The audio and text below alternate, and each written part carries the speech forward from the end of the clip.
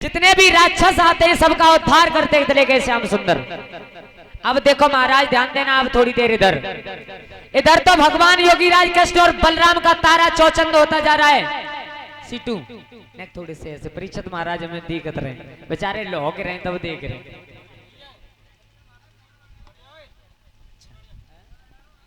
नहीं कोई दिक्कत नहीं। भगवान कन्हैया बलराम दोनों का तारा चौचंद होता जा रहा है। उधर भोजराज कंस का तारा मंद पड़ता जा रहा है। एक दिन देवर्षि नारद हाथ में बीड़ा लेकर के पहुंचे। बाबा नारद ने देखा, क्यों कंस, क्या तुम्हें कोई बीमारी है? बोले ना। तो फिर अगर बीमारी हो तो किसी डॉक्टर को बुला करके इलाज करवाओ। बोले बाबा मेरा काल वृंदावन में ब्रज में पल रहा है।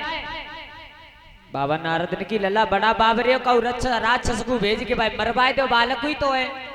बोले बाबा मैंने इतने भेजे, पूतना घासुर नटकासुर सटकासुर बकासुर तृणाव्रत ऐसे ऐसे राक्षस, लेकिन कोई लौट के नहीं आओ। का उन्हें चिन्ह बताई कि नहीं कार होए के गोर होए छोट होए के बड़ो होए, महाराज जो जाते हैं वे लौट के एक ना आते।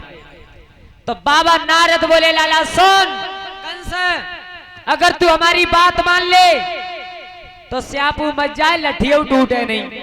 सही हाथ जोड़े पाए पकड़ ले। बाबा तुम बताओ, एक पत्र लिख, अपने यहाँ धनुष यज्ञ का अनुष्ठान कर और उसमें पत्र लिख करके भेज दे कि जब तक यज्ञ में मान भानेज ना आ जाए तब तक वो यज्ञ संपन्न नहीं होता है। ध्यान रखना कभी भी।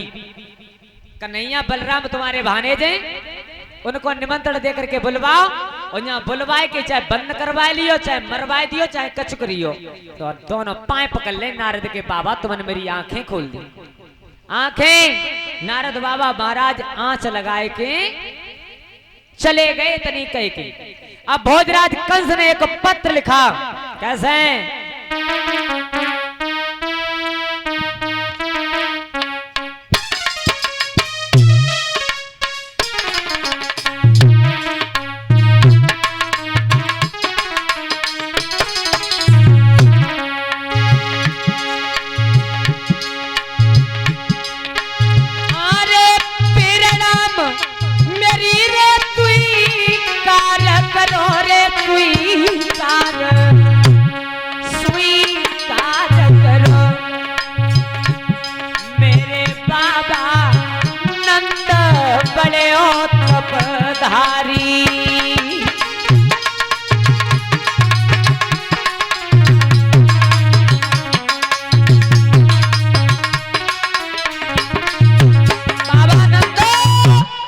सबसे पहले यादवों के सचिव बाबा नंद के लिए सबसे पहले कंस ने करपत्र प्रणाम लिखा। बाबा आज मैं अपनी आपसी दुश्मनी को भुला करके तुम्हारी ओर मित्रता का हाथ बढ़ा रहे हैं, या तो थाम लो।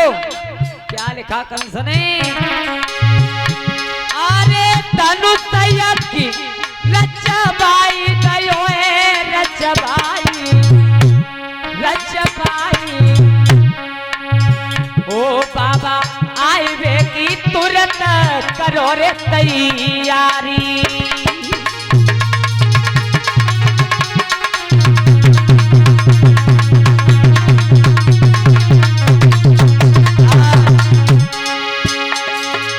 कागज बंद करो राजानी, करो राजानी, अक्रूर को लीनो तुरंत रे बुलाई।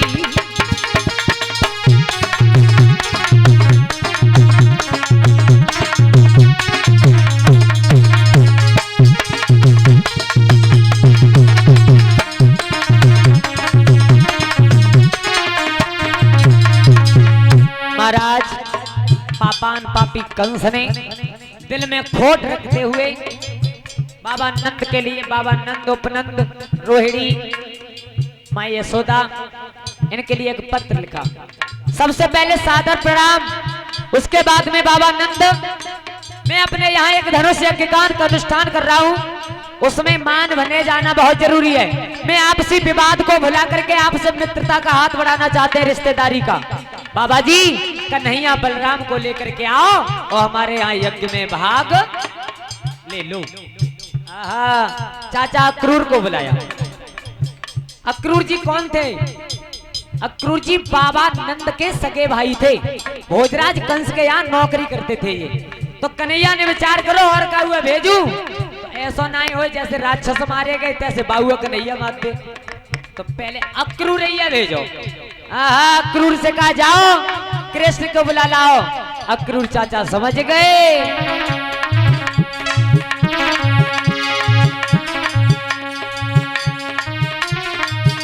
अरे अक्रूर चाचा समझ गए मोहन आने की तेरी है, और कंसराज तू मारो जाएगो क्यों, मथुरा मोहन की चेरी है।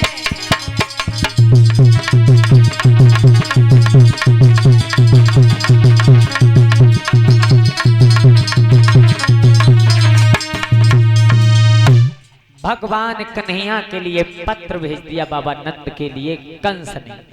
परीक्षित महाराज देखो, इधर तो अक्रूर चाचा जी पत्र लेकर के वृंदावन में आ रहे हैं, और उधर भगवान कन्हैया को मालूम पड़ गई कि हम आज के ही सिर्फ इस वृंदावन के छोड़ करके चले जाएंगे। देखो एक बात बताएं, मोहन किसे कहते हैं महाराज? मोहन, हमारे श्याम सुंदर का नाम है मोहन। जिसके हृदय में मोह नहीं हो, क्यों? आप इस बात को जानते हो सखियां कितना प्यार करती थी कन्हैया से। कन्हैया जी कहां पैदा हुए? मथुरा में। जाकर के कहां पहुंचे? बाबा नंद के यहाँ गोकुल में। तो देखो गोकुल को छोड़ दिया, वृंदावन बसा लिया महाराज। गोकुल में लौट के नहीं गए कन्हैया कभी भी। मोहन का मतलब क्या है? वृंदावन को छोड़ दिया, मथुरा में आ गए, वृंदावन में लौट के ना गई महाराज। फिर मथुरा छोड़ी, द्वारका बसाई, लौट के मथुरा में कन्हैया गए नहीं। इतना भी मोह नहीं था श्याम सुंदर के अंदर। इसे कहते हैं मोहन, यानी परमात्मा। भगवान कन्हैया को मालूम पड़ गई कि आज हम रंगे, कल चाचा के साथ में चले जाएंगे, फिर लौट के दोबारा आएंगे नहीं। तो देखो भगवान कन्हैया गाय चराने के लिए जाते हैं, और महाराज जब लौट के आते थे ना, तो जितनी ब्रज की गोपियां थी भवन के ऊपर खड़े होकर के और कन्हैया में फूल मारती थी। फूल कन्हैया सबन की तरफ देखते, हंसते, मजाक करते खूब। लेकिन आज सब गोपियों ने तो फूल मारे, लेकिन कन्हैया ने काऊ की तरफ देखो ना। भगवान कन्हैया पहुंचे मां यशोदा के पास।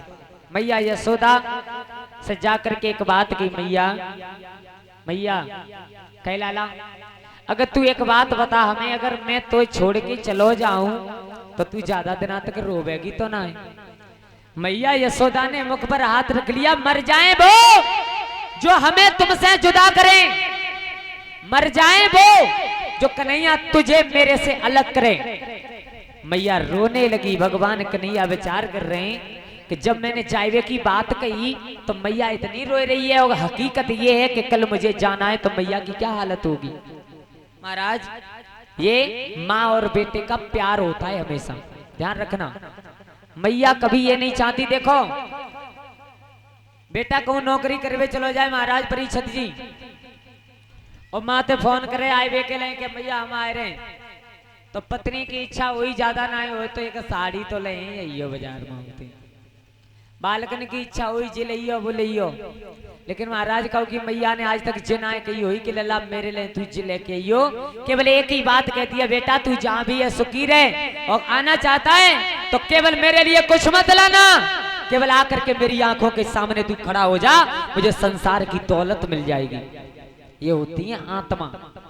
महाराज मैया यशोदा बहुत रोई, और तब तक क्या हुआ कि चाचा अक्रूर जी रथ लेकर के आ गए।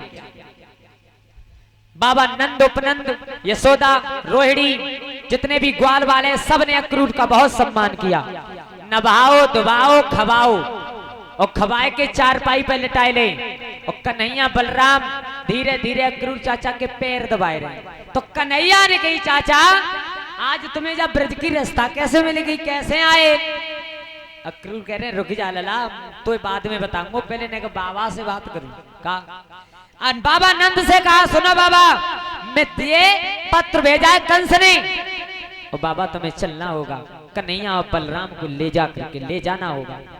बाबा नंद घबरा गए, बारे पापी कंस, जब तो को तेने इतने राक्षस भेजे, जब कन्हैया मेरो लला नहीं मर पाओ तो तेने आज पत्र भेज के और बुलवा रहा है।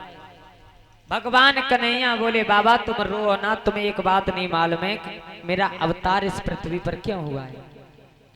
बाबा नंद कह रहे हैं लाला हमें सब मालूम है, लेकिन तब तक मैया रोने लगी, बेहोश हो गई। कन्हैया ने उठा करके मैया को धीर बनाया, तो देखो कन्हैया हाथ जोड़े बैठे मैया के पायन में, मैया मोई जानो है हर हालत में। तो मैया ने अपने दोनों आंसू पहुंचे और एक बात की लाला तू जा रो है, बोले हाँ तो जा। देख सुने आज मुझे एक बात मालूम है, याद आई गई क्या, जब तू बेटा केवल 5 दिन का था केवल, तो एक गर्गाचार्य महात्मा है हमारे कुल पुरोहित, उनने एक बात बताई कि मैया तेरा लाला 11.5 साल की उम्र में राजा बन जाएगा। वो कालगिरी ये लला वो दिना आए वे बारो है, और ऐसी को अभागिनी मैया हुई जो अपने बेटा को राजा बंतु भो नाए लाला जा, लेकिन जा तो रहा है, जाते जाते जब तू राजा बन जाए तब अरे काउ दिन याद मात की और आए जाए रे, तो बेटा मोई बोल भैयो।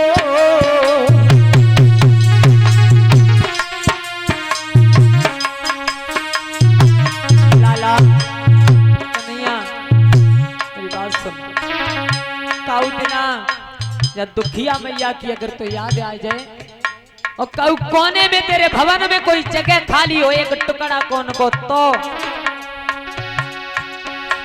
काउ दिन याद माता की आई जाए रे, तो लाला वही भूलवैयो।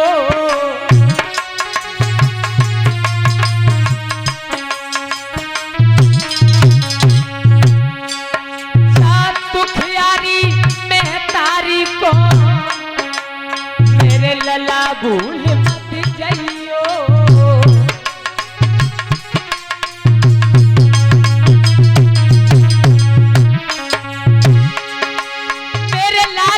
अपनो रखियो हरदम ध्यान, इतनी कही कि मैया जी धरती में गिरी मान, इतनी कही कि मैया रोई श्यामनी को गई उठाई लई है, इतनी कही कि दुखिया रोई मोहननी को गई उठाई लई है।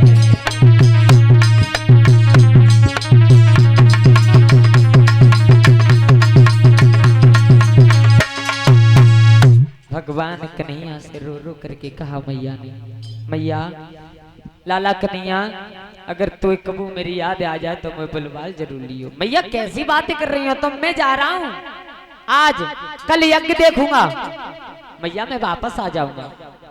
मैया की अंतर आत्मा आवाज दे रही है कि तेरा लला अब कबू जीवन में आएगा नहीं इस ब्रज में। और महाराज परिषद ये हकीकत बात है, आदमी के अंदर 2 होते हैं, अगर तुम किसी गलत काम को करने के लिए जाओ तो एक बार तुम्हारे दिल में से आवाज जरूर आएगी कि ये काम गलत है, जाओ मत, बाद में मानो या मत मानो वो तुम्हारी मर्जी है। अंतरात्मा की आवाज होती है, सतगुरु की। महाराज मैया के अंदर से आवाज आई तेरा लाला अब कबू जीवन में आवेगो ना ब्रज में लौट के। महाराज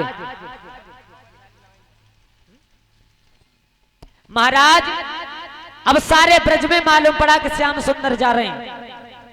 देखो ब्रज की सखियां उस रास्ते पर लेट गई जिस रास्ते पे कन्हैया का रथ जाना था। और एक विचार कर रही है, कन्हैया तुम हमारे ऊपर है कि रथ निकाल ले जाओ, हमारी जीवन लीला समाप्त हो जाएगी तो हमें याद नहीं आएगी कभी। अब भगवान कन्हैया ने लंबी लाइन लेटी देखी दगरे पे, कन्हैया ने विचार करो भैया बलराम इन्हें काले समझाओगे हैं? बलराम बोले जब तक समझाएगा नहीं तब तक तू यहां से जा नहीं सकता है। तो देखो कन्हैया रथ से कूद के एक एक सखी को उठाते हैं, केवल एक बात कहते हैं, क्या? रो मत, आज जा रहे हैं मामा के घर, कल यज्ञ देखेंगे, उसके बाद में आ जाएंगे। एक एक समझावे, साइड में खड़ो करें, साइड में सबको समझाया और सबन को समझाए के साइड में खड़ो करो। कन्हैया रथ में चढ़े और परीक्षित महाराज तब तक एक बड़ी बूढ़ी डुकरिया बाजी हो रे लला कन्हैया कन्हैया। बलराम ने की कन्हैया तो कोई बुलाए रोए। कन्हैया रथ से कूदे तो वो मैया ने कन्हैया के सर पे और मुंह पे हाथ फिरा के एक बात की, लला तू जाए रो है? बोले हाँ। जाए रो है? बोले हाँ। मेहतारी बोली बड़ी बूढ़ी मैया डुकरिया उस ब्रज की, लला वही माल में तो कबू ना आए रो। मैया आपको नहीं, कभी नहीं आएगा, और जाना है तो जा, रोकूंगी नहीं, लेकिन एक छोटा सा काम कर दे। कन्हैया ने कि मैया जो कुछ करवानो सो जल्दी करवाओ, मैं मामा के यहाँ जानो, लेट बहुत है रे। तो मैया का बोली, सुन लाला तुझे जाना है तो चला जा, मैं नहीं रोकूंगी, एक काम कर दे छोटा सा। क्या?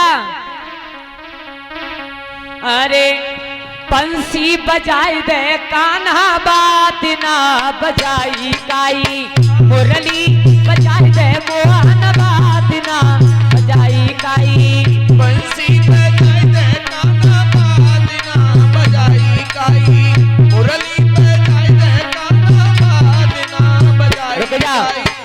रुक जा कन्हैया। अरे लल्ला, बादना तेने एक दिन बंसी बजाई और मैं बड़ी बूढ़ी हूँ, पहुंच तो ना पाई, लेकिन मैंने अपने घरे सुनी। मैया का देना? बोले सुनी। एक दिन मधुबन में बजाई, मधुबन में बजाई, एक दिन मधुबन में बजाई,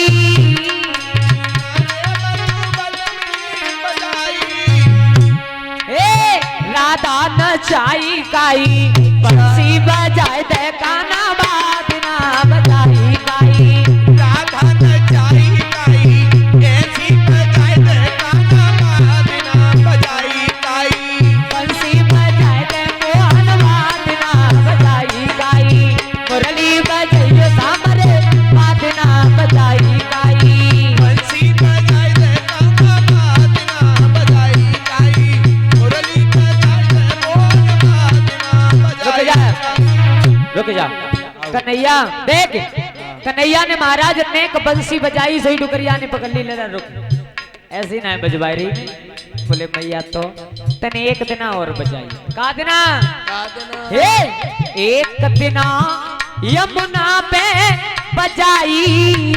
महाराज श्रीमद् भागवत कथा में ये प्रमाण मिला है कि भगवान कन्हैया ने एक दिन बंसी बजाई थी तो 2.5 घड़ी के लिए यमुना भी रुक गई थी उस जगह पर। यमुना मैया भी रुक करके बंसी सुनती थी कन्हैया की। यमुना जी मैया ने बेई बात कही, लला एक दिन यमुना पे बजाई, एक दीना रे यमुना पे बजाई, यमुना रुकवाई काई, बंसी बजाई दे सामरे, बात ना बजाई काई, धारा रुकवाई काई, ऐसी बजाई दे मोहन, बात ना बजाई काई, धारा रुकवाई काई, ऐसी बजाई दे कन्हैया, बात ना बजाई काई, ऐसी बजाई दे मोहन, बात ना बजाई काई, बंसी बजाई दे प्यारे, बात ना बजाई काई।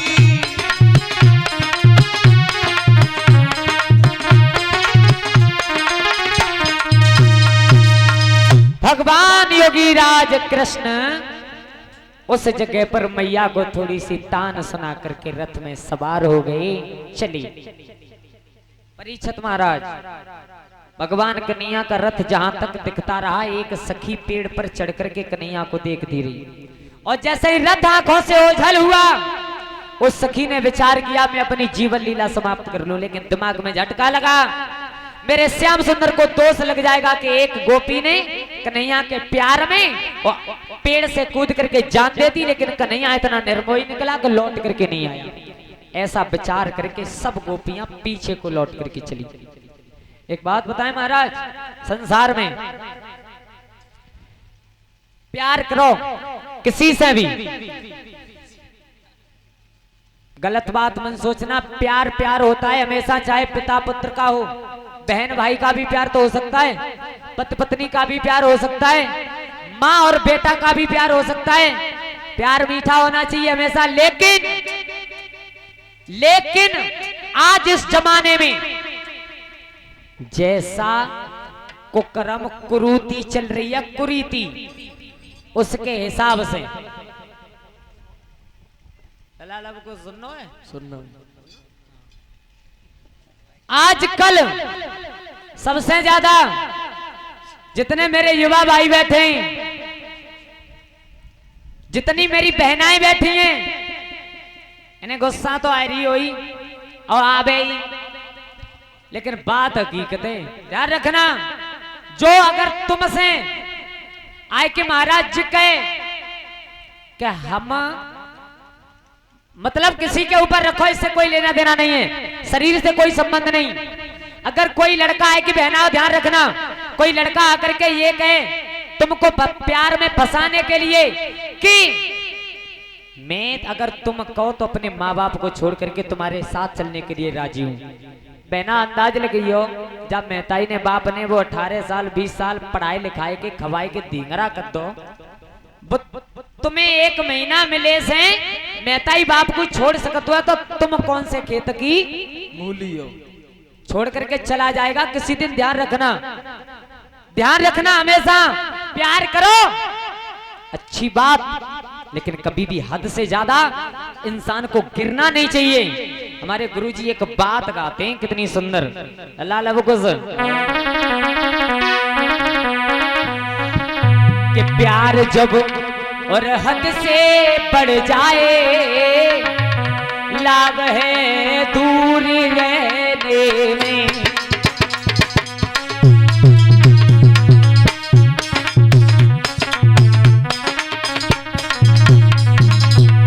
प्यार में हमेशा रोना मिलता है, रोना केवल प्यार जब हद से बढ़ जाए, लाभ है दूरी रहने में। एक दूजे में खो जाए, लाभ है दूरी रहने में।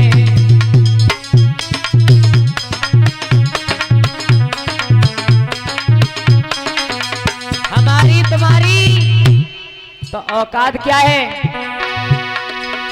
कृष्ण का प्यार गोकुल में, बसे बोचाई मथुरा में, बसे बोचाई द्वारिका में।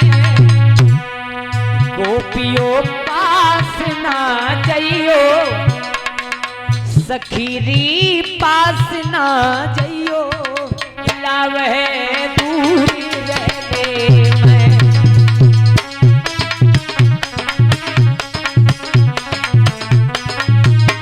और सुनो, इस संसार की हालत देख कर दुनिया की हालत, दिल मेरा मचलता है, जी मेरा मचलता है।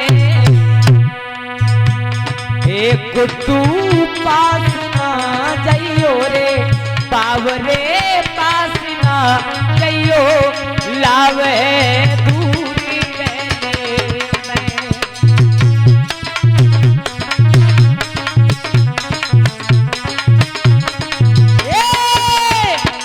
प्यार जब हद से बढ़ जाए, लाभ है दूरी रहने में।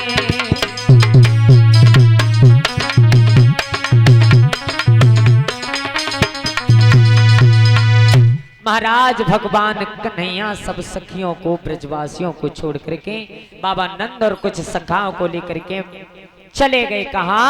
मथुरा की तरफ।